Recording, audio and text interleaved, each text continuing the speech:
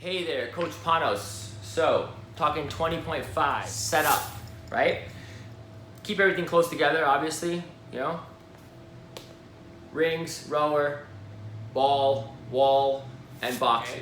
Boxes are great. If you get into trouble, you can stand on them and you don't have to jump into it, wasting energy to do that. It also sets you up for singles. I put a video on my highlights. Check that out if you haven't seen it. It was on my story the other day. Short straps if possible on the rings. If you have access to shorter straps, it's gonna mean way more efficient pulling and less of a dynamic type of kip to get there, right? Long straps are great for advanced gymnasts and exercisers. Next, equipment. I suggest you have wrist wraps to prevent the sweat from rolling and having to deal with all that in the middle of the workout. If you don't use leather straps, guys, you might as well take a gun or sandpaper and just rip into your hands. It's gonna give you protection. It's gonna give you grip, confidence. Use them. There's no sense in not using them. I like to use the 2-hole on the rings because I get a little skin contact, but the 3 holes are also good. It just depends on what you like. Wood rings are ideal, give really the most tackiness with those leather. They make a lot of different variations of those straps these days, right? I talked about the rower, the boxes, the med ball, and have access to a wall. Okay, I think the wall is critical for discontinuing your wall ball sets without dropping the ball to the floor, because that will take time off your clock to pick it up, to decide to pick it up, and to start each time. Whereas if you're resting with it against your chest, between the wall and your chest, you can just shake your arms out and bring it back to the throwing position and you're ready to go. Hey, Coach Panos, we are talking wall ball.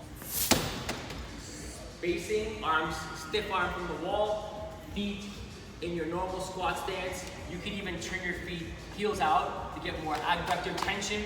As long as you don't go too wide, it shouldn't affect your reach, right? Ball to the chin, elbows high and tight.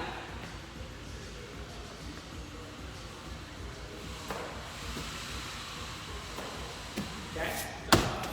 Extend through the power zone. From here to there, right? Push the knees back and drive those heels down while you're squeezing. Don't jump if you don't have to. That's a lot of energy. If you're a shorter athlete, you do what you can, right? Finish, follow through with the arms. Flick the wrist, follow through with the thumb.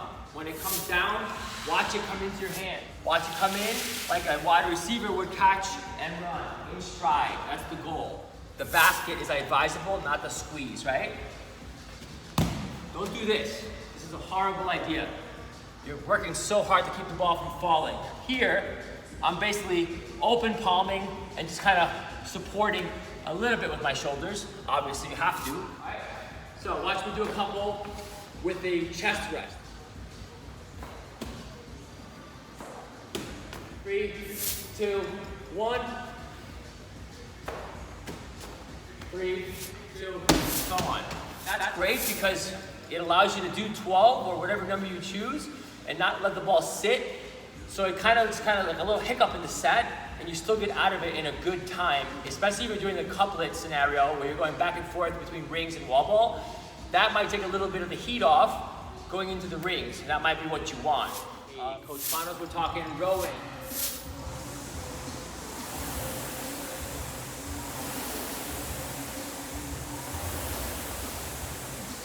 That's my power stroke, nice short stroke, shins vertical, cycling strokes. A lot more strokes in your power range might amount to better turnover.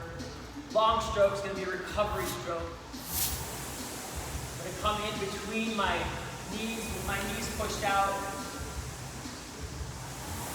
Breathing on the way in. Long, lay back at the end.